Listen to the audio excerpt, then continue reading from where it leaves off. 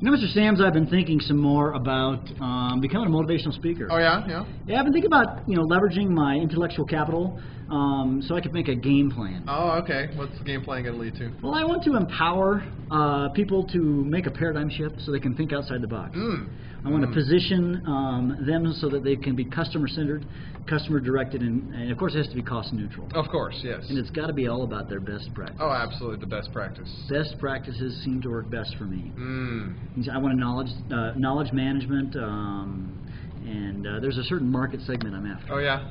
Yeah. Any more buzzwords you want to include in your new career here? Well, I want to push the envelope. Do you? Okay. Yes, I do. Okay. Because if we're outside the box, we definitely need to be pushing that envelope. The envelope is very important, and so I can synergize with my customers. Yes, synergy, very important. With especially my students, they're like my customers, so we can synergistically reach them and form a strategic alliance with our kids. Yeah, sounds about right. And that way, it's a win-win situation. Absolutely. So that's what we're going to do right now. Is we're going to work on that today and create solutions to their problems. Okay. Because chemistry is all about solutions. It is about solutions. And so today, strategically alliancing. I'm not as good as this. You're not very good at that, Mr. Sams. You are not a motivational I'm not a motivational speaker. No. I'm thinking you shouldn't be the motivational speaker. Yeah, there's something else out there for me, I'm sure. Hey guys, what we want to talk about is this whole delta H thing. What's up with delta H? Well, delta H can be calculated, if you recall. I'm going to flip back to a slide we watched or looked at some time ago. And if you recall this slide, we had 4 ways to calculate delta H. One was with calorimetry, which we did last time, in 6.1. And then today we want to talk about Hess's Law, version 1, I like to call it. It's really all one law. We'll talk about that. Yeah. And Hess's Law version 2. There aren't really 2 versions. It's just 2 applications of the same law. But since the problems are so different, I think it's good to just kind of break them down. And this whole thing called bond energy is going to be saved for a later chapter. This is the last podcast in unit or chapter 6. There's just 2. It's really pretty simple. We've actualized our potential with this. Yeah. Indeed. Thing. Yeah. Something. Yeah. I'm still you're getting there, bud. Yeah. Okay. I'll keep trying. Synergy. So how do you find delta H? Version 1, I like to call the adding reactions method. Okay, so how do you find delta H by adding reactions? Well, we need to know something very important first. That all elements in their standard state, for example, say hydrogen, and when I say their standard state, what do I mean by that, Mr. Sams? That is in their elemental state, or like if it's gas at room temperature, it's going to be a gas in its standard state. So what we mean by that is that if I have an element like hydrogen, when you find hydrogen by itself, it's always H2, but it would also be a gas, basically kind of at room temperatures, 25 Celsius and 1 atmosphere. But if I say iron, in its standard state, it would be a solid. Right. Basically, look on the periodic tables on our walls. The black elements are solids, the red ones are gases, and the blue ones are liquids. And for example, mercury, one of only 2 elements that are a liquid at standard state. The state, of course, is solid here, liquid and gas, but they would also be the element in their standard state. And I do believe this is at 1 atmosphere, too. If I'm and not at mistaken. 1 atmosphere, 25 Celsius in 1 atmosphere, it is. Which is, by the way, that is something that's kind of weird. We should say this. This assumes 25 degrees Celsius in 1 atmosphere. Now, these are like standard conditions. It's basically what a laboratory would be like at sea level. But the problem with it being at standard conditions, at least I've always been confused, of course, that we've learned from our gas law chapter, STP, which is standard temperature and pressure, and the standard temperature is 0 Celsius. Yeah, it's and weird. The reality, the reason this is because there are people who are they are thermodynamicists, for lack of a better term. They are studiers of heat, and they decided that they wanted their standard temperature to be 25 instead of 0 degrees Celsius. But you know that the ideal gas law used to have 25 degrees as its standard temperature about 30, 40 years ago. And the gas law chemists decided they preferred 0 degrees Celsius, and the thermodynamicists said, no, not going to do it. We like 25, we're sticking We with reject 25. your paradigm shift. That's what they did. They were rejecting that paradigm shift, and so it did not work. It was not a win-win situation. No, they just left arguing with each other. Yeah. So, and that is never good to just leave arguing with people. All right, I'm trying to find the correct slide. Here we are. So the point here is that the value of delta H for any element in a standard state is a very simple number to remember. It is the big fat 0, and that being kilojoules per mole. That's something you need to know because oftentimes on the AP exam, they will write down a value, some numbers, and they assume that you know the value of delta H is the big fat 0 kilojoules per mole. nothing, nada, zippo, dippo. Dippo? Dippo. Okay, there we go. Dippo is the word, isn't it? Okay, so we can write the formation of several compounds from their elements. This is called the heat of formation. Yeah. Heat of formation, if I can relent it. The heat of formation, and it is symbolized by... Delta H with a little F. Isn't it got a little zero on it, Mr. It does have a zero. Yeah, that means it's at the and actually, standard let's formalize this. The little F means formation, and the degree sign, it often took like a degree sign. This means under standard conditions. Now again, that's 25 Celsius and 1 atmosphere. 1 atmosphere. Okay, so now we're going to do some examples here of heats of formation. So let's say I want to form a particular compound. Can you think of an example compound, Mr. Sams? Any old compound? Any old compound. Sodium chloride. Sodium chloride. Now, sodium chloride is made of sodium and chloride. So what we do is we're going to form sodium chloride. Now, sodium chloride in its standard state is a solid in room temperature, 25 Celsius, 1 atmosphere. That's table salt. Yep. And so the formation of this would take in a solid, because sodium is a solid at standard temperature, and it would react with chlorine. Now, you don't write Cl, you write Cl2, because chlorine's a diatomic molecule. Gas. Now, an important thing is how would you balance this equation? Tricky thing on this, ladies and gentlemen, is you would actually put 1/2 here, because typically you only want to make 1 mole of the product. And so you do use, oftentimes, fractions to make these. So this is considered the heat of formation reaction for sodium chloride, or delta HF0, and then parentheses, NaCl. Yeah, one thing on the AP test, if you see some of these delta H problems, always look to see if the reaction is forming from its elements. That should be a key to you, because you might look at it and go, wait, I don't have enough information. But if it's forming from its elements, the delta H formation is going to be 0 for both of those. This is 0 and this is 0, but the value for NaCl is not equal to 0. No, because it's not an element. It's not an element. So this will be a different number, and there's tables of these particular things. Let's take a little bit more complex one. Let's take glucose, C6H12O6. Okay. And so to form glucose, which is a solid, that's sugar, by the way, or one variety of sugar anyways. And that's a solid. You know sugar is a solid. That's formed from 3 elements. So it would be carbon, solid, plus hydrogen gas, H2, of course, the diatomic nature, plus oxygen gas. And then to balance this, you would need 3 oxygens, 6 hydrogens, and 1 carbon. 6 carbons. 6 carbons. I knew that. I was testing you. I know. And so this, of course, would be 0. We're trying to find the values of delta H, 0, 0, and this would be some number of kilojoules per mole. I don't know what it would be. I could look it up in the table, but we're not going to do that right now. Not yet. But you're going to have some practice writing these reactions. It's elemental. Elementary. Elemental.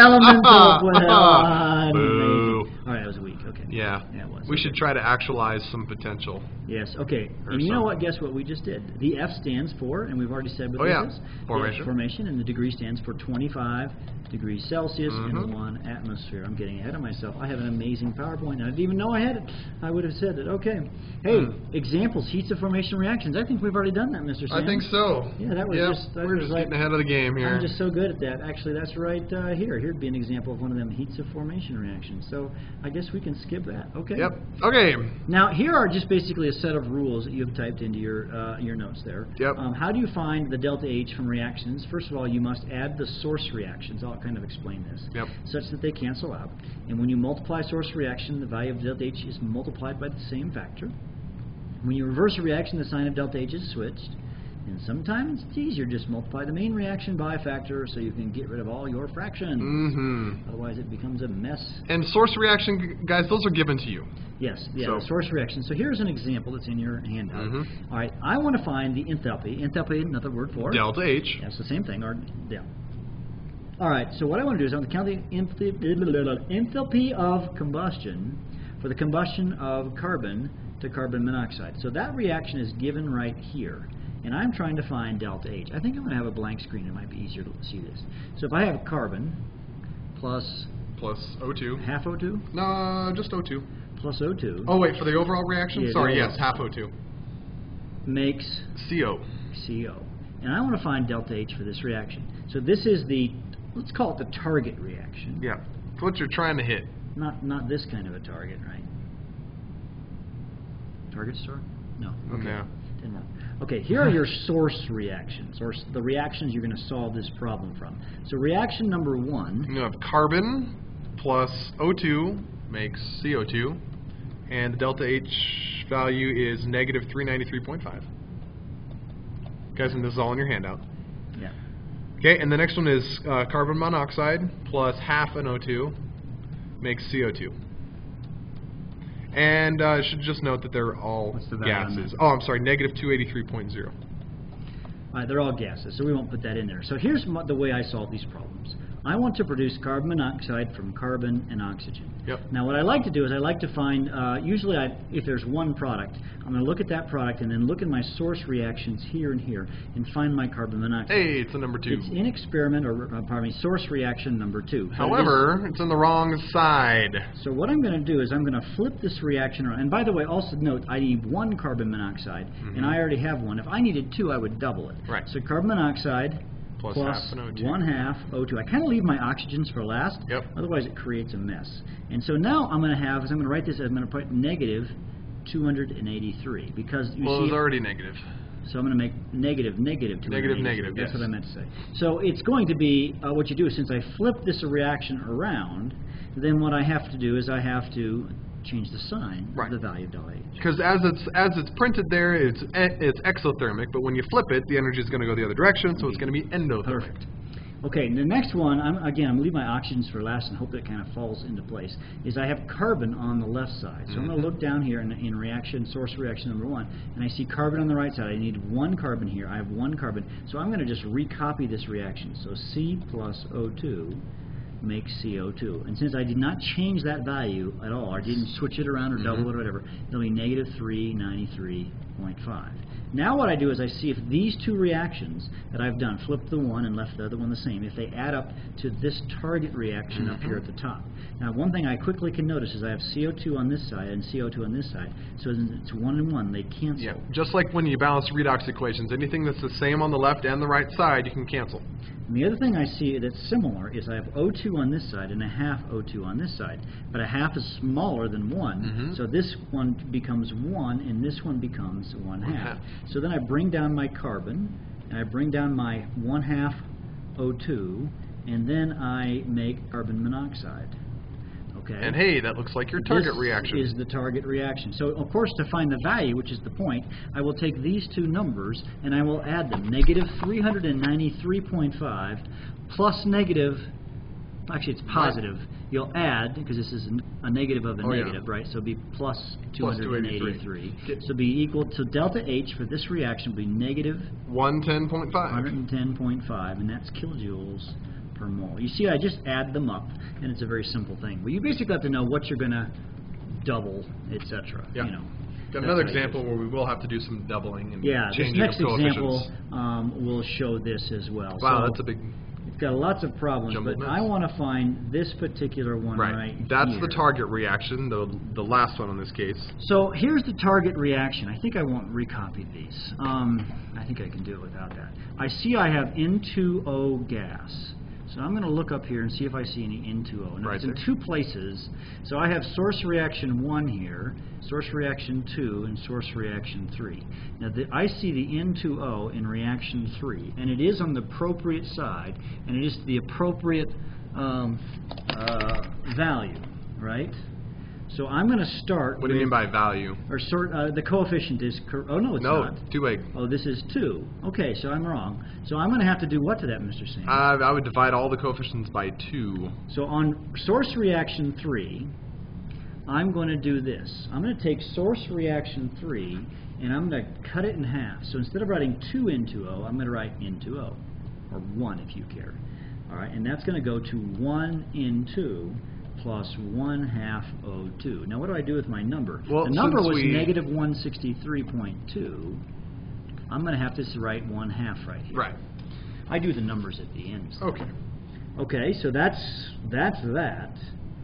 So now I just basically, I like to think of it this way. Check, I've solved for the N2O. I think the NO2, if I'm not mistaken on this problem, is a little bit more complex. The NO2 is it in 2 places? is Only Nope, in one place. only one place. All right, so the but it NO2 needs to be on the left side of the equation, so we need to flip that one. This reaction needs to be flipped and cut in half, so because we only want one of this them. reaction. You see, you've got the 2 right here, and I want a 1. So I'm going to take this reaction right here, and I'm going to flip it and cut it in half. So to do that, it's reaction 2. So if I flip it, I'll say NO, and I'm cutting it in half as well, goes to, pardon me, what did I do wrong? NO2 There you go. goes to NO plus 1/2 O2. So what I did is I multiplied that by half again, right? But it'd be negative 1/2 because I flipped it, times the value, which was negative 113.1 kilojoules. And then lastly, I have a third reaction. I'm kind of going in reverse order. You don't have to do it this way. It's just that, because I chose this way, I'm just kind of taking the target reaction and going left to right. I see I've got NO right there, and I have NO in this reaction, but I also have it in this reaction. But we already flipped that second one. So let's go back and look at that one. Since I flipped it, I do have... Oh, never mind, sorry. I do have NO already here, right? I have one of them. Yep. So how many more NOs do I need? We want 3 of them total. If you look at this reaction, it looks like I need a total of 3. So I need 2 more. Right, hey, and there's 2 more right there. And so this reaction is actually good to We can go. just leave it as it is. I'm going to just leave that reaction as it is. So I will write 2NO. Nope. Hold on, I'm doing it backwards. N2 plus O2 makes 2NO, and we're going to leave that right as it is at plus 180.7. Now let's just double check that this adds up to the reaction that I want it to add up to, because there's going to be some things that can cancel. So if I look at the, first of all, I see N2 here and N2 here, they're the same, I can cancel. They're either side of the arrow. Alright, what else do I see? Alright, I see 1/2 O2, 1/2 O2, and I see an O2 here. 1/2 plus 1/2 is 1. Is 1. So these here cancel this O2. Bye-bye. And I believe that's it. I believe so. N2O plus NO2 makes 3NO. And that's there the it reaction. Is. That's the target reaction. And so I simply add these numbers up, and Mr. Sams has just done it on the calculator. 155 Positive. 155.65. How could you get 0.65, Mr. Sams? Because you divided some of those numbers by 2. Oh, that's going to give us some extra decimals. So from a sig fig point of view, it's probably 155.7. So it's really kind of like a puzzle. I see adding reactions as just sort of a big puzzle. You just have to kind of flip this, double this, until you get the right answer, and half it, or whatever you need to do to get the problem. It's once you do these things, you go, oh, not so bad. What I found the problem with students is they have a hard time determining which method to use. Right. Once they know the method, they're good. Right. Okay, Hess's Law version 2. This is the easiest of them all, and students love to default to this. Like I said, it's the simplest of all. I put that there. There you go. Underneath the reaction, write down the values you find in the back of your book, on page 821 in the back of your textbook, or if you're watching this on internet land, every chem book has chemistry book has a book of thermodynamic data. The thermodynamic data. That's a pretty cool word. It's hot. You add them up by multiplying, dividing. You can read the instructions there. We'll just do some examples. So what I'm going to do is, here's a reaction. Ammonia plus hydrochloric acid makes ammonium chloride. By the way, the states of matter, they do matter. Okay. No. Okay. So we're going to look up on the table. Was there an equation on that last slide, the products minus reactants equation? No, it isn't. Yeah, we should probably write down the equation for them. The main equation is this. Somehow I thought, you have it on the paper. Yeah. So the main equation is the sum of the products. Now, minus the sum of the reactants is equal to delta H. Now, what do I mean by that? This big funky E is a mathematical term, right? Sum. It means sum. So if I say the sum of girls in a room, let's say my classroom has 20 girls, would be 20. There it is. It's the sum of 1 plus 1 plus 1 plus 1. Add them up. And the things that we're adding up, guys, are the heats of formation of the substances in the reaction. And you look those up in Appendix 21. So just have that open when you're doing these problems. So it's on page A21, the very back of your book. Very back. In everybody appendix. pause the video, open up your book to page A21. Or if you're an internet land person, just find it in your book. Find it in your book. It is almost for sure in the back of your textbook. Otherwise, hop on the internet, of thermodynamic data. Or you could probably go to Wikipedia. It's probably on there. Okay, so anyways, here I want to do is I'm going to look up the value of ammonia. Okay, ammonia. Now these are organized kind of alphabetically, sort of kind of by element. So ammonia starts with nitrogen, so I'm going to look for nitrogen. He's in the in category for the nitrogen. Now, what state of matter is that, gas. Mr. Berger? That's a gas, because that matters, because some of these are aqueous in the book here. So the gas is negative 46 kilojoules per mole for the ammonia. Now, they're all in kilojoules per mole, so I'm going to just write down the value in numerical, and then we'll figure it out. Hydrochloric acid is a gas, or HCl as a gas. Actually, So is this one under H's, or is this under Cl? I don't recollect, Mr. Neither do I. Okay, it's under Cl, and it's negative 92.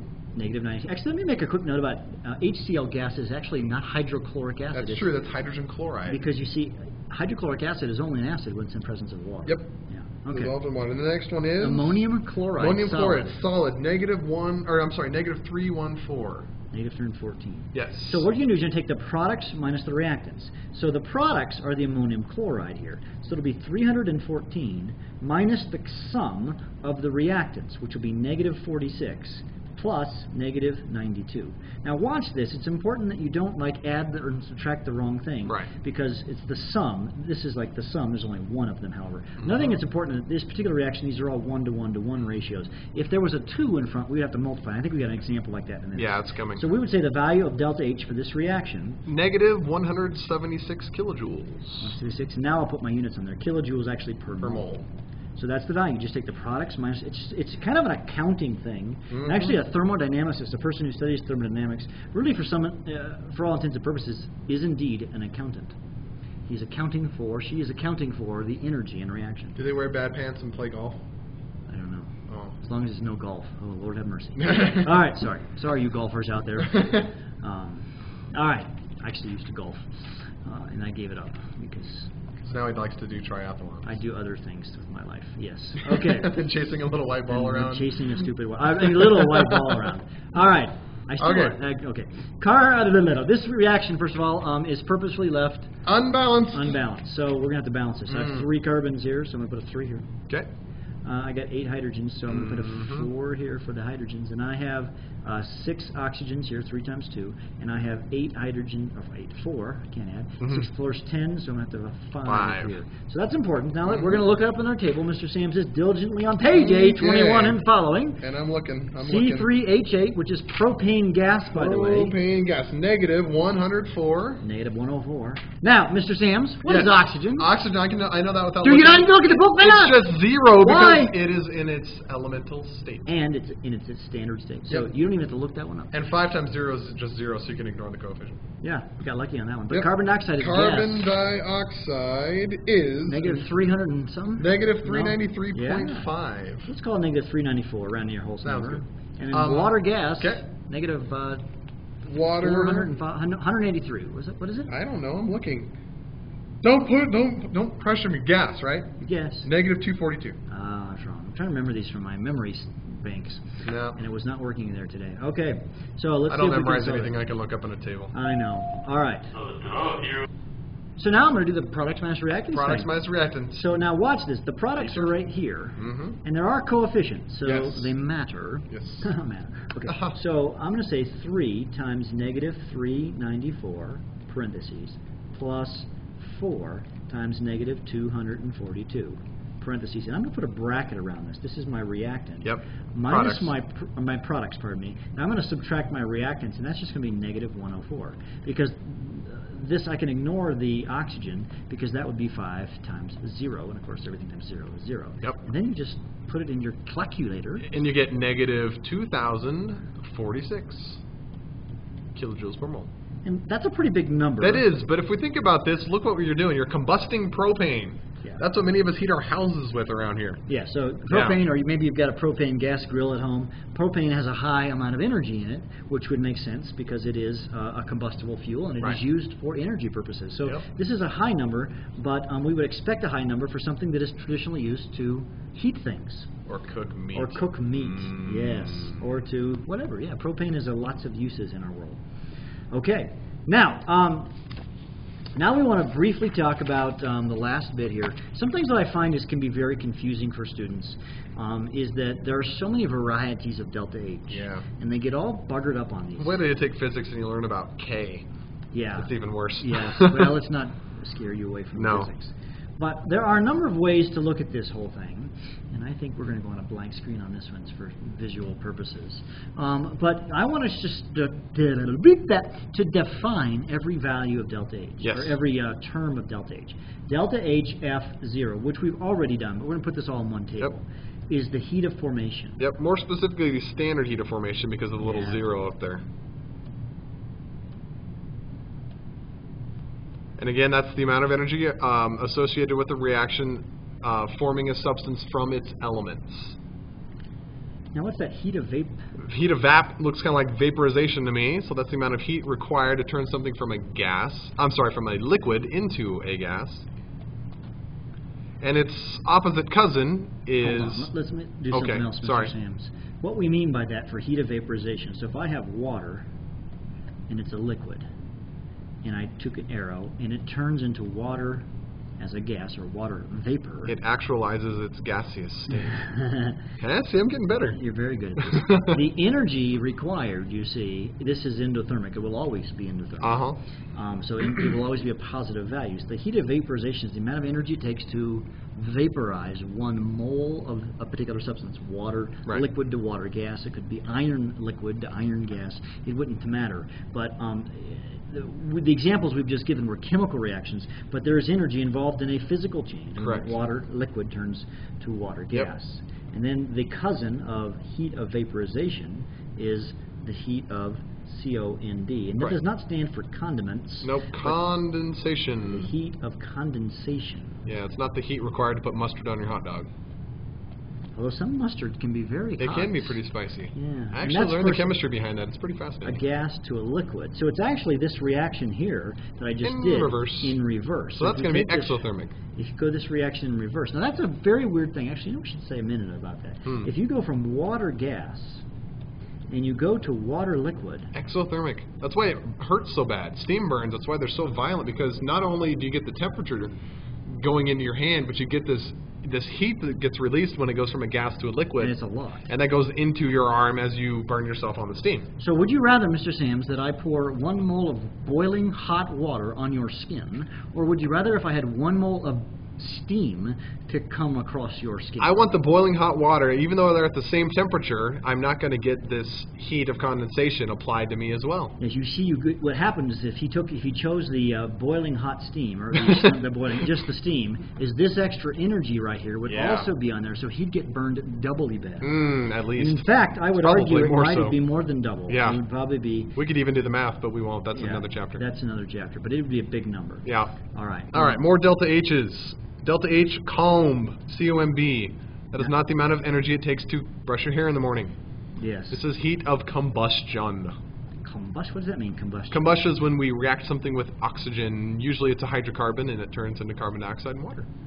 Like a CHO compound plus oxygen makes CO2 plus H2O. And it's always, by the way, these reactions are always exothermic. So the value of delta H will always be negative. So that propane example we gave a minute ago was an exothermic reaction. It is always negative, these reactions. So a lot of students get confused because the heat of combustion, like if I say the heat of combustion of propane, actually I'm going to flip back to that screen. I think that might be easier. When we did this right here, this is what I see students get mixed up. Oops, that's the wrong screen. This screen. When they see heat of combustion of propane, what I mean is this number, the negative 2046 number. But some students will think that what I'm referring to is the negative 104 No, that's the number. heat of formation. This right here is the delta H F0, where this number here is the delta H combustion. Okay, if you see heat of combustion, it's typically a very big number, not a very small number, because of course combustion reactions are typically quite large. Okay, so now let's talk about our next one. What if I say, hello, I must change here, delta H, 0, and I have a particular chemical, and I put CH4 as just an example. What does that mean? That's a good question. What do you mean by that? This is the heat, actually, of formation. Oh, duh, I knew that. And now I'm specifying of that particular substance. Of CH4. Got it, yeah. And actually, it probably is more appropriate to write delta H, F, 0, and then parentheses CH4. But sometimes those thermodynamicists, they can get crazy and they'll sometimes write it like this because they're lazy to write extra things. Yeah. I don't so you gotta think watch they'll often see it like that. Will they in our textbooks? I don't know. I've seen it before in other textbooks, maybe. Okay. All right, delta H, F, US. Heat of fussing. That's the amount of energy it takes to get up in the middle of the night when your baby is crying. I don't know anything about that. Well, I forgot it anyway. Yeah, I was going to say, you have 3 kids. They're just older than mine. They're just older than yours. Okay, no. Oh, heat of fusion. Fusion, I think yes. it's fusion, Mr. Sams. Yes. Fusion is a funny word. Yeah, this is really weird. This one never makes sense to me, but it is what it is. Those pesky thermodynamicists again. Yeah, they have funny words things. It actually means melting. Yeah. I wish they would have called it melting. Yeah, because fuse to me seems like you're sticking something together. So if I have water solid, and it turns into water liquid, that, of course, first of all, is always endothermic, so energy is on this side. And I write the word energy here, but this is actually some number. Yeah. Like, 50 kilojoules or something like that. I doubt that's what it is. But it's some number. And so it is the heat of melting. Yeah. Conversely, you have the delta H of solid. That's the heat associated to form a solid. To go from a liquid back to the solid. Or heat of solidification. I think I misspelled that, but it says solidification. Solidification. And that would, of course, be the reverse. Water, or any chemical, water liquid turning into water solid. Okay. Then there's the crazy cousin of all the melting, boiling, solidification one, and that's the heat of sublimation. And if something sublimates, it goes from a solid directly to a gas. It bypasses the liquid phase. And so it's just another phase change, another physical change, but there's the heat associated with it. Carbon dioxide is the most common thing that we know of that sublimes, and because you've seen that as dry ice. And so you put energy into solid dry ice and it goes directly to a gas. It doesn't go through the liquid phase. Well, we can make it. We can force it. It will do that. And the opposite of this, which we did not write down, would be the heat of deposition. Deposition. And that would be the reverse. That's not a lawyer term. That's just this. Yeah, so we won't worry too much about that. I haven't seen that A/B test. There's a couple other very important ones, though. The last two are kind of important. The delta H of SOLN is the heat of solution. That's the amount of energy associated when you dissolve something in water. So I want you to write dissolving in your notes there. I-N-G. I think I misspelled it. Dissolving. We could do it. That's right. So, for example, if I have salt, sodium chloride, and that's a solid, and you drop it into water, we don't write plus water. No, you could write it above the arrow. I've seen that every once in a while, kind of implying that it's dissolved in water. But of course, salt, as we've talked about in our strong electrolyte discussion in a previous podcast, it breaks apart into sodium ions and chloride ions. And those are going to be aqueous now. So even if the H2O isn't above the arrow, seeing that it's aqueous implies that it's dissolved in water. And is this reaction endothermic or exothermic? That one I think is endothermic, isn't it? Well, my point is it actually is, yes. Yeah. I do know that. But it isn't always endothermic. No. Sometimes you dissolve these reactions, things and they release heat. You just have to look it up on the table, or you can calculate it from a calorimetry. In fact, we're going to do an experiment where we calculate the heat of a solution, I think, of calcium chloride. Another example, let's do calcium chloride for fun. Because the next one I happen to know is very exothermic. Exothermic. Yeah, if you guys remember the baggie demo from the first day of chemistry, of like regular chemistry last year, that's where you had the little baggie and you held it together with your 2 fingers, and on one side it was endothermic, one side was exothermic. Okay, those are both heats of solution, just one gave off energy and one took it in. So every process is either exothermic or endothermic. Sometimes we forget about that in chemistry land, that we're studying chemicals and how they react, but we forget that every reaction has some kind of an energy component going on. Yeah. Okay. All right. And then one more. And this will be the last bit here. Delta H RXN, heat of reaction. This is the big one of a whole reaction. The big thing I want you right here is whole, complete, whatever. Yeah. And that's what we were calculating when we did the add the reaction method together. Yeah, or the products minus the reactants, Mhm. the propane with the negative 2046 or whatever that was. It's the whole enchilada. Right. And so the mistake everybody seems to make is they get the whole enchilada, the heat of the reaction mixed up with the individual heat of formations. And you've got to be careful that you know which delta H you're dealing with. So the first question in a problem that you should ask is, what variety of delta H am I looking at so that I can solve for the other varieties Yes, of and so you delta can H? actualize the delta H's paradigm shift What? What are you talking about? with the synergy of the solution, the heat of solution, and smart size of the risk management. Mr. Sams, I think you need to ramp this up. You need to think outside the box so that you can really reach this population. Well, you know, I'm a little resource constrained right now, Yeah. so I'm not sure that's going to operationalize this mission-critical market segment leverage task. I don't think you're empowering our students right now because you are not customer-centered and not customer-directed. Oh. So that you can I'm reach the trying to market push segment my of our envelope with this best practice as I conceptualize the cash neutralization-ness of chemistry. students. Mr. Sams, Yeah, I think you need to stick with chemistry. I think so. You are a great chemistry teacher. Motivational speaker? Not so much. I'm thinking not. No, frowny face. Yes. Yeah. Maybe you need to reach a different market segment. Perhaps Yeah. with my own paradigm. Paradigm. Yes, there you go. All right. We'll see you guys in Chemistry Land. Bye. Bye.